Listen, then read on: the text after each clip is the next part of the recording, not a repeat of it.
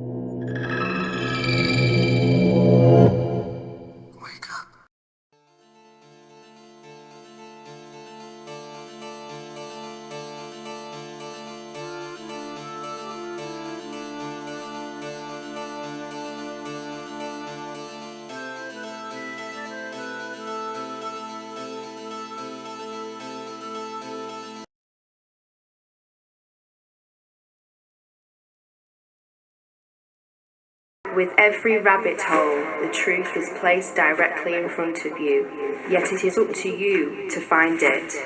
What is truth? Well, it purifies your soul. The truth can set you free, and for the millions of truthers walking every corner of our earth, I beg of you to walk with us. There's much more to life than we were told. This world is not what you think it is. You have been lied to on a massive scale. For the future of mankind, it's about time you started to pay attention. So this idea that they go, oh, I see the curvature of the earth, and there's... No, you don't. You don't. I'm sorry. The vehicle has exploded. We just hope you strap yourselves in tight for this ride. Yeah, I just stopped by because, are you aware of that there's a rumor on the internet? Think that something strange happened then? Something is wrong. We have a problem. The problem is that society blindly accepts the pseudoscience narrative, but regardless of their propaganda or their agenda, they know that it's all coming to an end. See the curvature of the earth? That's a fisheye lens, dude. Level with me. Coming April 22nd. Visit levelwithmefilm.com for more information. Welcome back to the Hibbler Effect, ladies and gentlemen. We have the great legend Martin Leakey. He was on Levelheaded Podcast before. I know you guys remember him. You guys have blown me up to get him back. He is back. Welcome to the show, Flat Earth British, Martin Leakey. Thank you for joining us. Thank you, Sean, for the invite. Double fat thumbs. Flat thumbs as always, man. I want to tell my audience this guy is an OG in Tartarian and false history research, the alternative history guy. He's my guy, and I've been watching him for a long, long time. He's the one that got me involved into Tartaria. John Levi and everyone else came after because I was watching Martin for years and blown away. And we're going to blow you away on this show here. Martin, real quick, what got you into Tartaria? I would say the chronology and the city where I live, having just anomalous architecture. Everything, the whole world, no matter which city you're in, seems to just arrived in the late 1800s. Yeah. All the buildings like 1876, 1888, 1890. It's like, what? So where was all the world before then?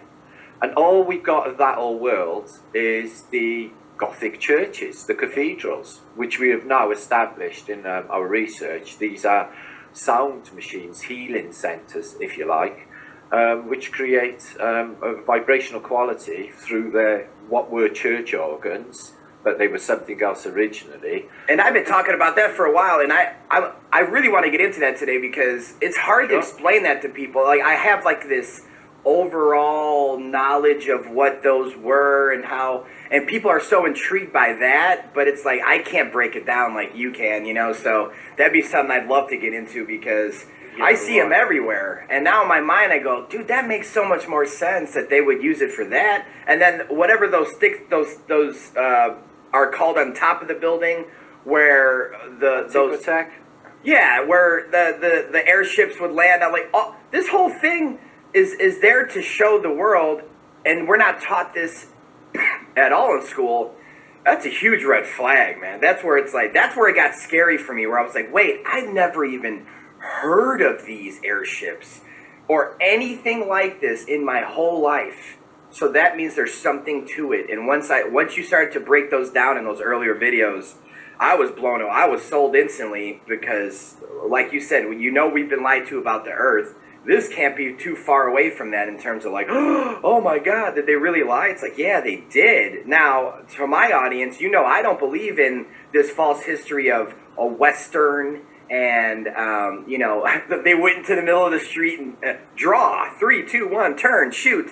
That, to me, tell me if I'm right or wrong, Martin, that was created out of thin air and... Yes. It was, right? The okay. evidence does not support that at all. You know, considering the Wild West, I'll give you an example. If you look at the photography of San Francisco prior to the earthquake of 1906, this is a Victorian city. Queen Victoria is still alive. And this city has skyscrapers and is a highly advanced civilization.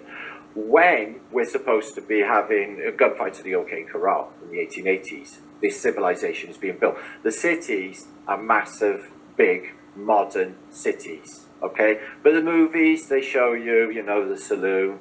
And wars, you know, I wouldn't be surprised if any of the theatres of war are anything like what they taught us in the history books, okay? Including the American Civil War. You know, the idea of two same nationality, really, peoples standing 100 yards away from one another at point blank range and shooting at one another and see how many die. It seems like that's going to be, you know, they're going to have to be really persuasive to make you do that, because that's suicide, isn't it? So I don't think any of these Napoleonic-sized battles where 100,000 people, the evidence doesn't support it. Battle of Antietam, all of them tens of thousands supposed to have died. But in the photographic record, 1 or 2 people in a field, and the photographer says that he put them there to set up the photograph. Guards, and they're a Scotsman. And the same for Gettysburg, the evidence does support it. So with that theatre of war going forward, even the American Revolutionary War, the War of Independence, the evidence doesn't support it. It seems like it was a really short affair. It didn't happen long at all. And then it's all over with, and then it's just like, you know, so England's not in, you know, nothing to do with America anymore, but New England is still New England. You just had a war with them. Okay, what's going on there? It's like calling, you know, after we've had a war with Germany, calling, you know, a county in England New Germany. I don't think they were going to do that. Okay? Doesn't make sense either way. Yeah, so they're all theatres of war. You know, the whole paradigm is Hegelian dialectics, isn't it? You know, and we just, you know, we suffer one after the other, and it's a bombardment on humanity. Now, the history, I do believe, is as important as the flat earth. So not only they lied about, you know, what we're standing on and the creation itself and the true nature of reality, then if we don't know about our true heritage and where we came from, then we're not going to know how important and how truly powerful we really are. Yeah, and how easy is it to really control. It's so much easier, guys, to control a population, to control the masses. If you told them, as the rulers, you told them, this is where you live, with a lot of limitations in there, right? This is where you live, and this is your history. This is who came before you. You guys came from a bunch of idiots that just rode on horses and didn't have any clue on how to do anything in life. There was no cars. Yeah. There was no, you know, they didn't even know how to plug stuff in their wall. Like, what's electricity? I don't know. We have to wait till, you know, later on to figure this out. This was all figured out, guys. But the difference is, in my opinion, there was free energy. I'm sure water was free. They had a civilization, and by the way, you can share the screen whenever you need to, Martin. But they had a civilization back then that would laugh at us now. Put it that way. You know, this is my opinion, but they had the craziest shit back in the day, and that's why you don't know about it. So anyone lost and confused so far in this episode, like, well, what's his guest talking about, or what are we doing here? Where'd you come from? Who was before you? You know, who was here 150 years ago? What was happening? If you could go back in time, you know, all the rumors of giants. And this, you know, especially with the truth community, we all hear about it. Oh. Now we're going to see some shit. What are we looking at? I really do think giants, though, are, you know, definitely a thing that we did coincide. I've got some evidence here that I could show you. I always love those ones with the big stairs. You can't deny those. Yeah, I got plenty of that stuff. So yeah, use an old Renaissance picture, and you can see this pillar, which is known in antiquity, and there it is in the modern day. And you can see there's a definite height difference between those. I don't think it's reflective of the artist. He managed to get everything else right together. So yeah, superior quality architecture that is not built in the modern day. They cannot repeat this sort of architecture. And does anyone know what this stuff's made out of? I hear it all the time, and everybody's like, I don't know, stone or something. Like, what is it? No. What you find is most of it is red brick covering, and it's covered with a thick layer of mortar, or mortar, T-O-R, like the Taurus field. Oh, wow. And mort is the word for death, okay?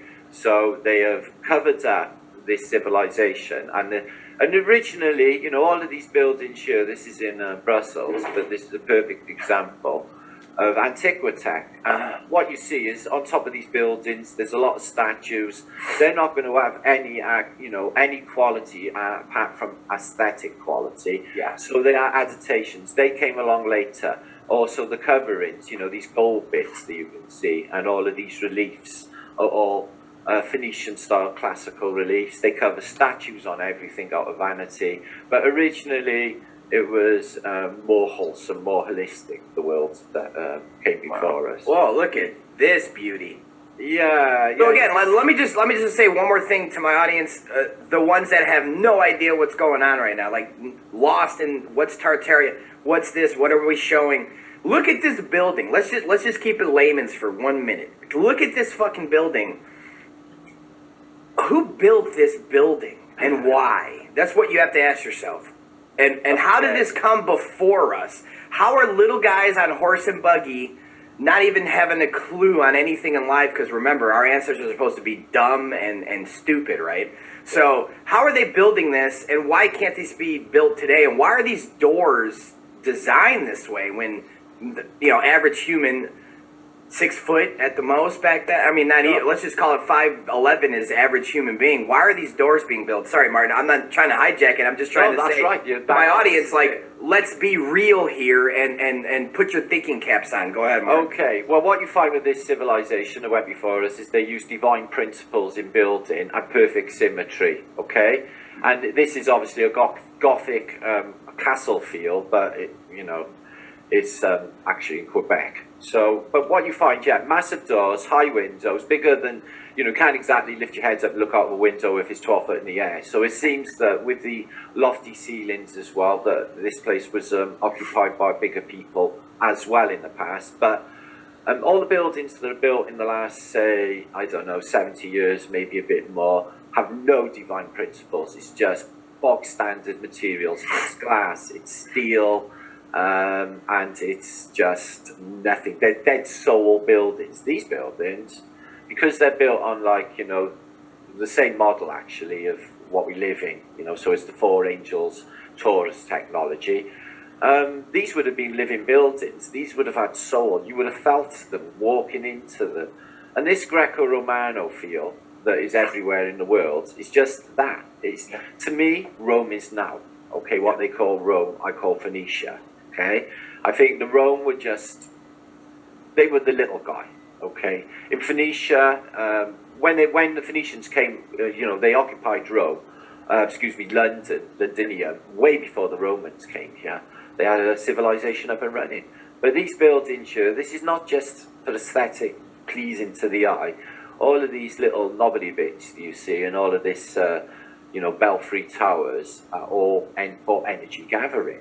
Okay, just grabs it out of the ether. I posted last night. They had literal cars in the 1930s that run on free energy. They just extracted ether out of the realm. Or ether. Yeah, so basically they're just tapping into the natural electricity in the sky, right? The ether.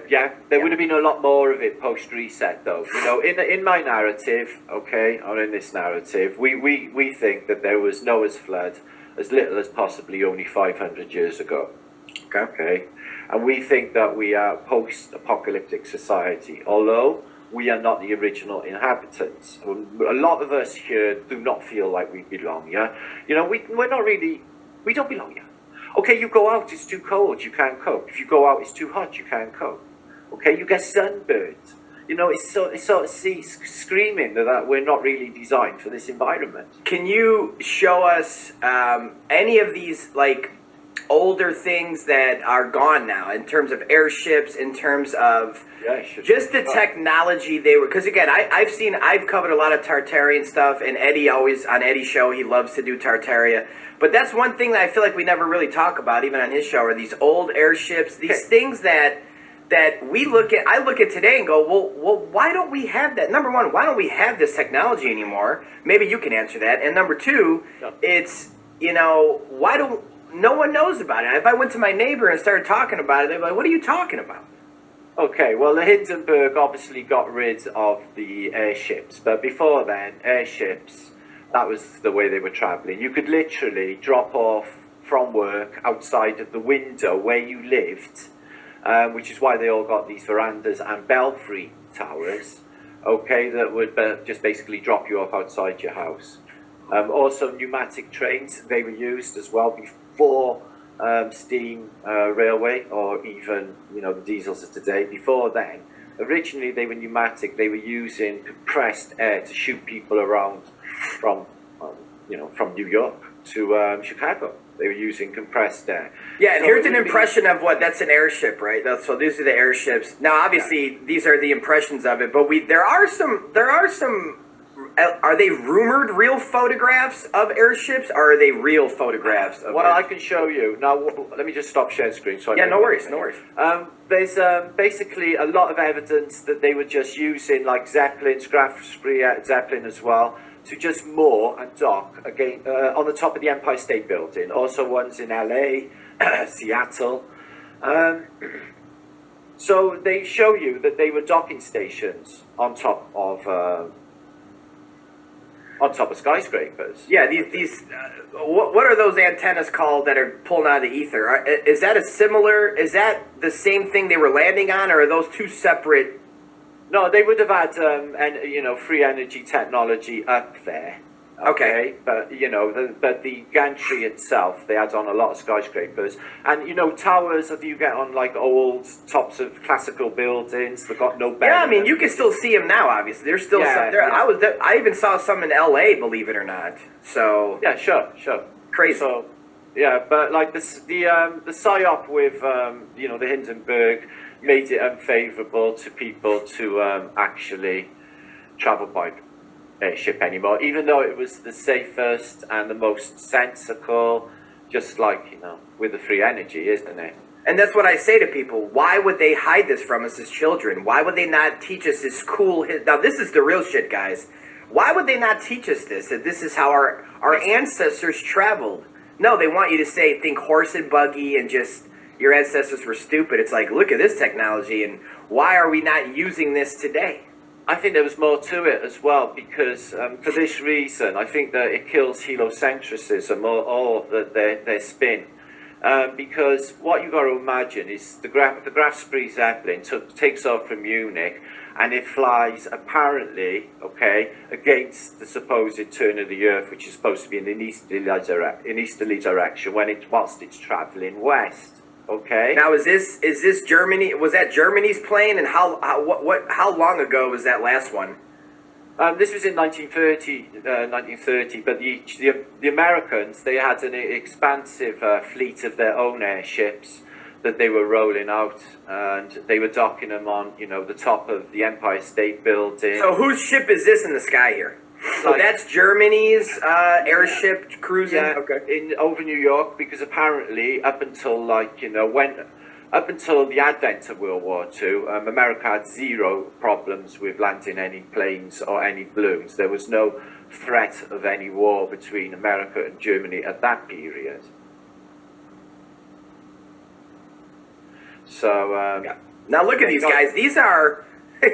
I mean, think what you want. These are legit. These were in the sky for a long, long time. They're huge. They're absolutely huge. They are the best way to fly because it's safe. They go over the Atlantic at quite a low elevation, so you know it's not up in the clouds or anything. It's quite low, and it's the safest mode of transport you could imagine. You know, these things were everywhere. We imagine Tartaria to be just like this. These structures are just, like you say, insanely big to be built by horse and buggy, the materials, but what is not supported in the evidence as a photographic record is the amount of population, because what we find is around the 1850s, there is nobody around. Yeah, that's what I mean. That's why when people want to laugh at, a reset, or there was a flood, or there was this, it's like, where was everybody at then? And there, I saw that infamous photo of San Francisco, where it's like, it's widened out, and there's just no one in sight. There's no one there. So they were everywhere. So this is the transport. We think that these towers, they're all over Antiquity, were originally landing platforms because the wind blows a balloon around, so they just attach the nose, and then, basically drop people off to the destination where they need them. They were using the balloons in invasions in the past. This is apparently an invasion planned for Britain during Napoleonic Wars. And as you can see, there's already a channel tunnel there. They didn't just dig that. Wow. And they marching an entire army under the English Channel. You see a star fort there on the corner.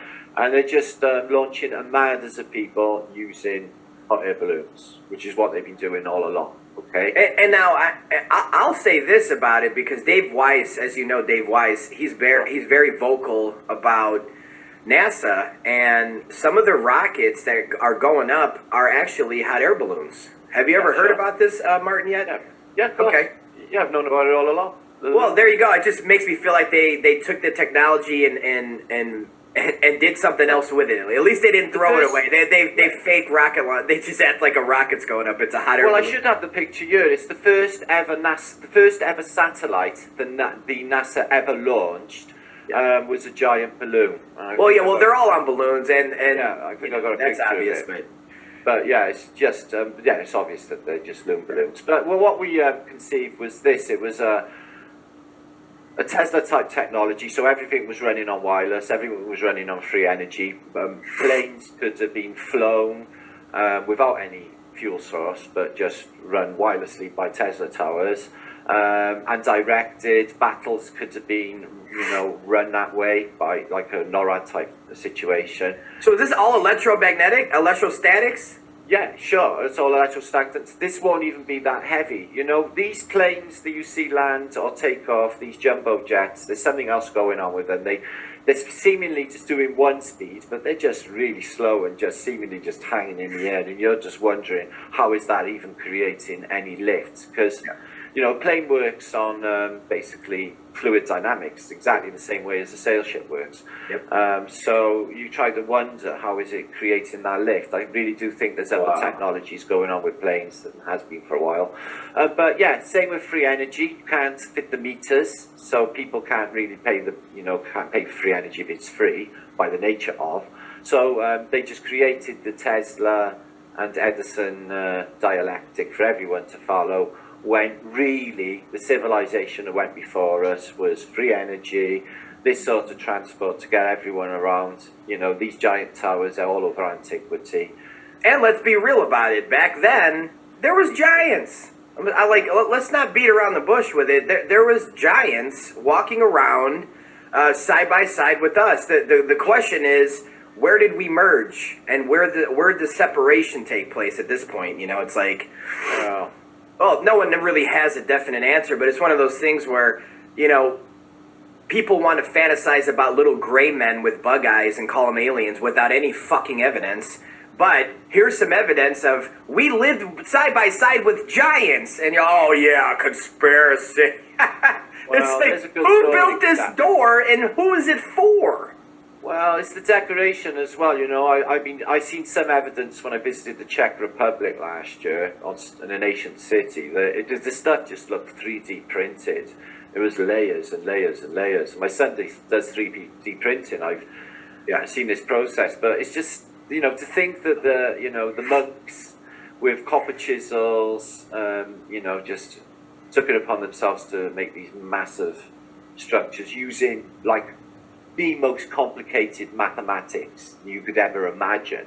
I mean, just unbelievable. Yeah, sorry guys, it wasn't Clint Eastwood and his type of people making this, okay? There wasn't a bunch of Western saddles riding in and on horses and being like, hey, let's figure out this new technology. Yay, yeehaw! No, that didn't happen. And the reason, to me, the reason they paint that picture of our history is to make us feel more worthy, to make us feel more smart, to make us feel like our government is leading us in the right direction of technology and science when it's completely reversed. Look, it's the whole thing is a scaremongering tactic. They tell us that we're one way when people instinctively feel that they're not that way. They tell us, you know, oh, they used to have gladiatorial processes in the Colosseum where, you know, they fed Christians to the lions, and men used to like stab one another, stabby, and also in, you know, the days of knights and chivalry, you know, you've got to go and kill a dragon to win the maiden, a bit of duels or stabby, and this is how we are. But the evidence doesn't support that. Okay, in the Vietnam War, what was it? 8 out of 10 people shot their first shot in the air because they didn't actually want to kill anyone. Nobody wants to actually do that shit anyway, especially for the man. When they get down to it, they're like, actually, I don't think I want to be bullied into doing this anymore. Yeah. So inherently, people are like, well, they seem really all right. They just seems like they're my brother. So people like get really hurt. Okay, especially when they got to kill their brother man for somebody else. So I don't think we're inherently like that. I think they tell us that we're like that, you know. And I think the theatres of war are just storybooks because, you know, there's not the evidence which I've got. And I've known people that were in the war. My mother lived through the war, and you know, you don't even know who's dropping bombs on you. You know, in the modern day narratives, you've got all of this happening with the Ukraine, China, Russia, America. They've all got exactly the same identical architecture and political setup. They're all exactly the same because they're all on the high table. They are all in it together. It's a big club and you ain't in it. They're all on the phone at night. How's it going? How's it going? They're broskies. It's just. So, in your opinion, who are these people in this shot here? Are these the new age people that are coming into? Okay, no. Yeah. So post-reset, okay, what we find is, I'll show you a bit of footage in a second, which will blow your mind, on the viewers, is they arrive and everyone is like, you know, first of all, it's the Victorian era. So victory over what exactly? So it's victory over this civilization, and everybody is dressed in black because they're mourning. And they say to you, in English, good morning. Yeah. Good morning. Why? What we mourning? Mourning is when you're like, you know, grieving over the death of something. And we start our day with that. So this is a hijacked civilization. You know, the best evidence that I could possibly present is, I posted some of that evidence last night, but it is pretty mind-blowing, is of... actually, San Francisco. Yeah, San Francisco's a big one. There's a lot of photographs that have yeah, but it doesn't make no sense. It's weird, it's creepy, and there's something else clearly going on. When I was in that show with John Levy, he suggested that they switched it around and the films were looking at from an older time, an older world that is lost to us now. But what you find is they seem to have wiped out cities off the face of the earth. As crazy and weird as that all sounds, this seems to be the case, okay? And then new populations arrive, which sounds crazy again, but the evidence really does support it. So what we got here, we've already established with this film of Market Street in April 1916, okay, is what we've established, is this is set up. These cars, they're going round in circles. People are making suicidal movements, and people are expecting the camera to come before it arrives, proving that this is a setup scene, a movie. I've always said that, man. Every time I see this stuff, I go, this looks like action. Quiet on the set. There's a few further on up on the right-hand side. They're literally standing there waiting for it, watching it to come down. There's so many giveaways. I've watched this maybe 100 times, and there is so much wrong with it. The way they're circling, see that car, it just goes round, it'll go past again, now in a minute.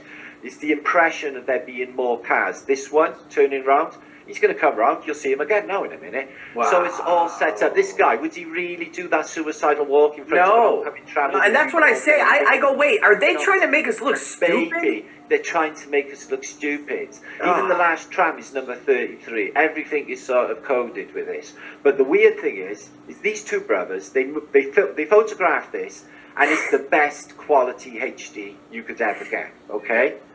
So there's no other city in antiquity that has been covered so well as San Francisco. So weirdly, right, so is this, okay, everything's up and running on April the 6th. This is 2 days later. 2 days later. So there from this, okay, 2 days later, it's this. It's Armageddon, and everybody is dead, apparently. But the weird thing about it is this terminal building is unaffected, but in front of it, everything is Armageddon. But what you see is thousands and thousands of people, no baggage, all dressed up in their like Sunday best, with their umbrellas, like they're tourists, all arriving seemingly from this terminal building to what it appears to be is repopulating.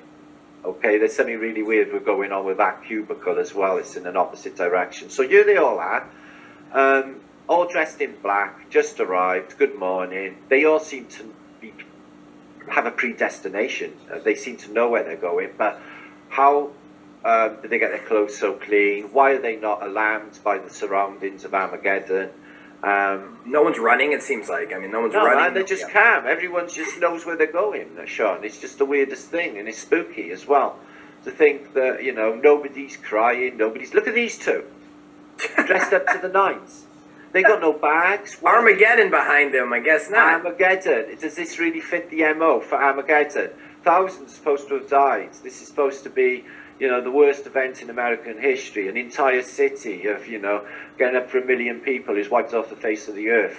Yeah? San Francisco, for fuck's sake. It just makes... And it's that. From that, what we just showed, this is exactly the same street 2 days later. They tell us. I think it's the other way around. I think this world was shattered. They just rebuilt it and fitted it all out again. And these are the new arrivals. It's so spooky. It really feels weird. There's something off with it all. It feels super wrong for an American city. And it's not an isolated case because you name it. Chicago had the same thing. Yeah, the Chicago fire. I always talk about it. Seattle had the same thing. They tried to get rid of all the evidence of, you know, the history before us because they were way more advanced than us. They wanted to build the next generation of stupid people, and they took over education, they took over school rooms, and all of the libraries of that period were reopened by...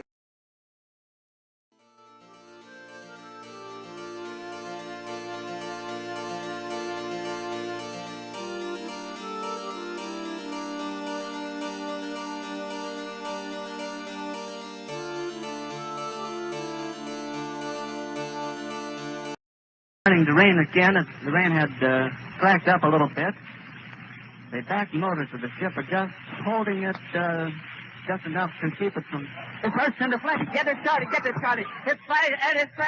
It's rising terrible. Oh, my, get out of the way, please. It's bursting into flames, and it's falling on the mooring mast and all the folks between it. This is terrible. This is one of the worst catastrophes in the world.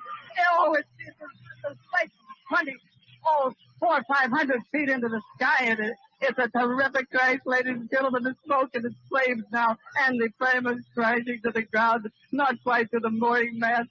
All the humanity and all the fans are just screaming around here. I told you, I can't talk to people. There's friends around there. I can't talk, ladies and gentlemen. Honest, it's just laying down massive smoking wreckage. And everybody can't hardly breathe and talk and screaming. Lady, I'm sorry. Honestly, I can hardly breathe. I'm going to step inside while I cannot see it. Charlie, that's terrible. Listen, folks, I'm going to have to stop for a minute because I've lost the voice. This is the worst thing I've ever witnessed. Well, you obviously didn't lose your voice. You just talked a pack of shit. You won't be winning any Oscars anytime soon. That was pathetic. That is not a human response when people apparently being incinerated. Plane to rid your brace, playing out with noise. Admittedly, they look like a big dick. I'll give you that, they do. Okay. But so do space rockets. But this is bullshit. Look at this. So it's daytime here. It's nighttime here in this one. Whole thing's over in seconds. There's people. Can you see them there? Running out. And there, and there. Can you see that, guys? Wow, they must be the luckiest people on Earth. Look at that one with all the melted stuff. Wow. That was 60-odd lucky fuckers. And it's in this part, you know, it's nearly horizontal. Everyone would have just fallen down. I can't believe anybody survived that. Jesus. That's more likely what was happening. Some previous invasion by Zeppelins. Thanks to my mate Mel, who turned me on to cucumber sandwiches again. I haven't had since childhood. I had cheese and cucumber sandwiches with OT bread earlier. Oh my God, there's a chase to childhood for you guys. And hampered by modern day bollocks. Yeah, it was like, close your eyes, smell that. I'm like a 10-year-old again. It was just wonderful. It's just not that many foods that you can eat. I'm big into soups, but I'm making my own. Look at them eyes. He's thinking, my, we are so fucked. Later on, they will be. They're the size of that, though, guys. So in this bit here, the explosion happened. There was no fuel tanks in there. Okay. Where are we going to put the bomb? There's a bomb on the balloon. Okay. Yeah, definitely missing an Olympic circle there. Because it was on there when he painted it just now, this one, yeah. It's weird, isn't it? I was there and then it's not.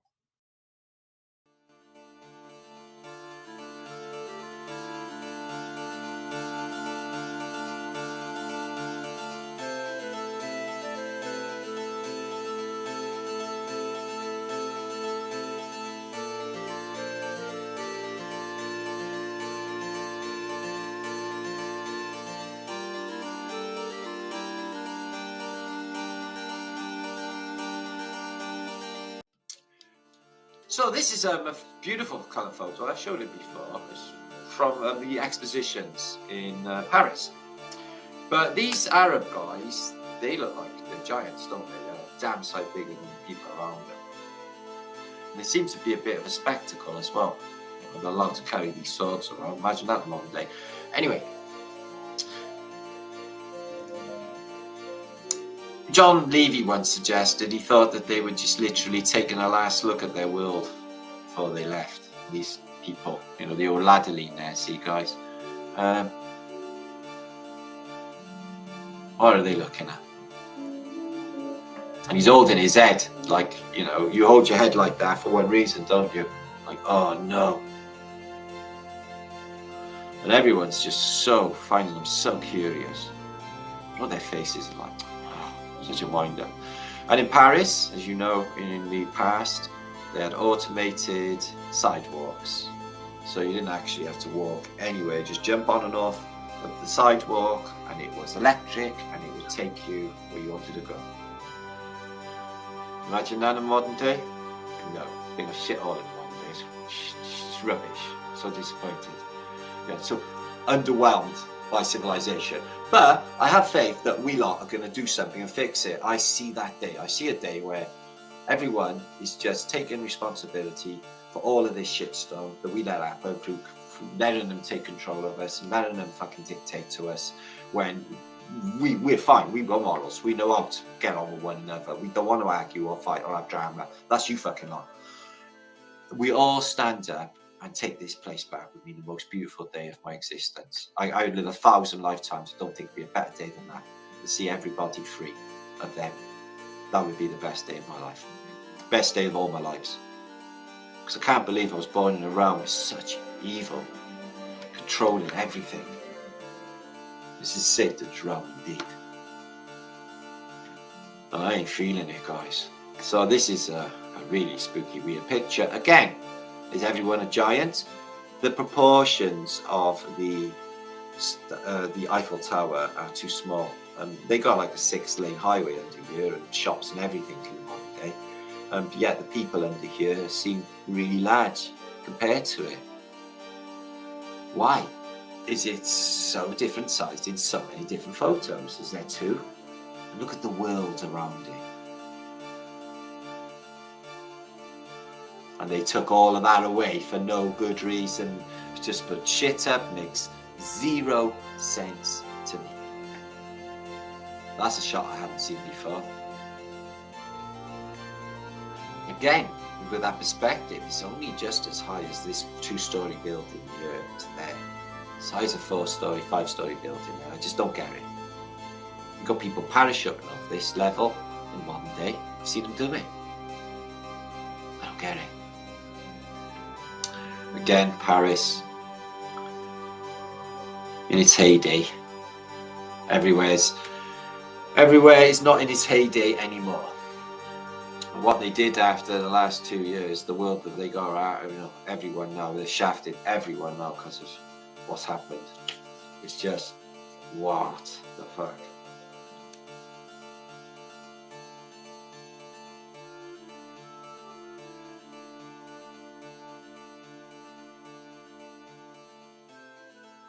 Wow, they must be the luckiest people on earth.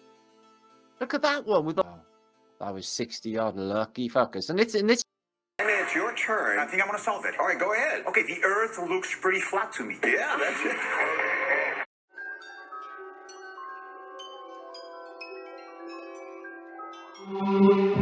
it.